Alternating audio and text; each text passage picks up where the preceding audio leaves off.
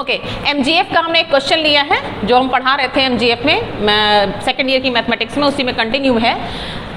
Moment generating function का एक question है, डिस्क्रीट लिया है। डिस्क्रीट में हमने इससे पहले आपको जो क्वेश्चन बताया था वो कंटिन्यूअस में था, तो कंटिन्यूअस में इंटीग्रल होता है। बाकी डिस्क्रीट में जो MGF means MX, moment generating function को अगर एमएक्स से दिखा रहे हैं तो उसका फॉर्मूला समेशन ऑफ ई की पावर टीएक्स, आप मेरे लास्ट वीडियो में देख सकते हैं, ये होता है जहाँ पे एक्स की वैल्यू 1 से 0 से स्टार्ट होती है। ठीक है, ये आपका फॉर्मूला होता है।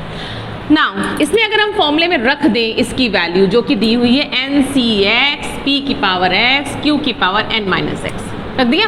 ये समथिंग वही है पी और क्यू, जहाँ पे पी प्लस क्यू 1, मतलब क्या, प्रोबेबिलिटी। पी को प्रोबेबिलिटी अकरिंग बोलते हैं, क्यू को नॉट अकरिंग बोलते हैं। ओके, नाउ ज़रा ध्यान दीजिएगा, अगर हम एन सी एक्स को ऐसे लिखें और एक्स यहाँ पे है, एक्स यहाँ पे है, तो हम इसको ऐसे लिख दें, ई की पावर टी पी एक्स लिख सकते हैं, क्यू एन माइनस एक्स। तो ये आपको कुछ बाइनोमियल एक्सपेंशन टाइप का लग रहा है, लग रहा है। क्यों?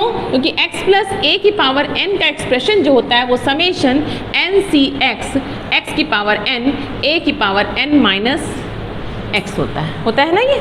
तो अगर ध्यान दें तो ये वही वाला एक्सप्रेशन लग रहा है। तो इस एक्सप्रेशन के हिसाब से इसका अगर हम देखें तो ये क्या हो जाएगा, ये चीज़ इससे यहाँ पे आ सकती है। तो अगर ध्यान दें तो x यहाँ पे क्या है, एक तरह से x क्या, एक तरह से ये देखिए, तो ये हम इसको मान रहे हैं, ये पहला टर्म है और ये हमारा दूसरा है।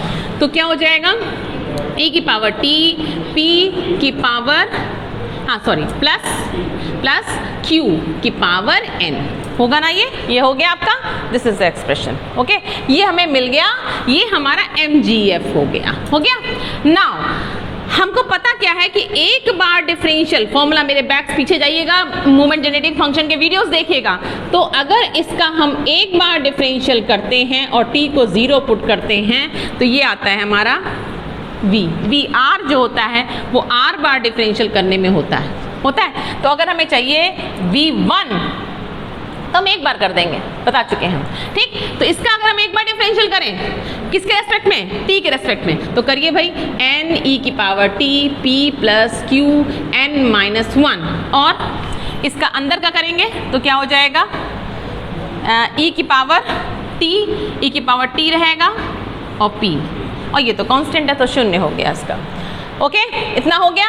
अब इसमें पुट कर दीजिए क्या, t बराबर 0 पुट कर दीजिए।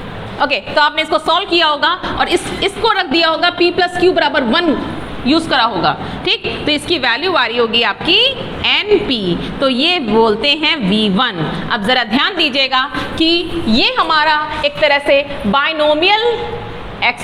बाइनोमियल डिस्ट्रीब्यूशन है, BD, ये बाइनोमियल डिस्ट्रीब्यूशन है। इसीलिए देखिए v1 जिसको बोलते हैं मीन, उसकी वैल्यू NP आ रही है। ये एक फॉर्मूला है, बाइनोमियल डिस्ट्रीब्यूशन में मीन जो होता है वो NP के बराबर होता है। ये हैंस हमने प्रूफ भी कर दिया। ओके, नाउ अब अगर हमें क्या चाहिए, सेकंड तक भी जाना है, ठीक है, तो फर्स्ट और सेकंड मोमेंट जाना है, इसलिए V2 भी चाहिए। और V2 के लिए क्या करना पड़ेगा, 2 बार डिफरेंशियल, किसका, मोमेंट जनरेटिंग फंक्शन का, और t बराबर 0। क्वेश्चन आता है पक्का, ध्यान कर लीजिए, इसको डिफरेंशिएट कर दीजिए। ठीक, इसको डिफरेंशिएट करने में क्या होगा, np तो कांस्टेंट है, e की पावर t का होगा, फर्स्ट फंक्शन का डिफरेंशियल कर दिया इनटू सेकंड फंक्शन, e की power t p plus q plus e की power t as it is, और अंदर का डिफरेंशियल करोगे तो p e की पावर t, और पुट कर दीजिए पूरे में t बराबर 0। यू विल गेट लाइक कुछ ऐसा कुछ आ रहा होगा, npq plus n square p square, find करके देख लीजिए, यही आ रहा होगा। ठीक है, तो ये देखिए, ये आपका आ गया v2, ये v2 आ गया आपका।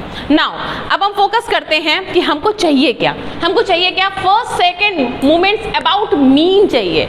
अबाउट मीन मतलब क्या होता है, μ1 और μ2, ये होते हैं अबाउट मीन, होते हैं ना। अब μ1 की वैल्यू तो हमको पता है कितनी होती है भाई, μ1 फर्स्ट मोमेंट 0, गुड, तो यहाँ पे निकालने की ज़रूरत ही नहीं है, फर्स्ट मोमेंट तो 0 होता है। अब μ2 का क्या रिलेशन है, हमको पता होना चाहिए कि ये तो आपका आ गया फर्स्ट मूवमेंट अबाउट मीन तो 0 होगा।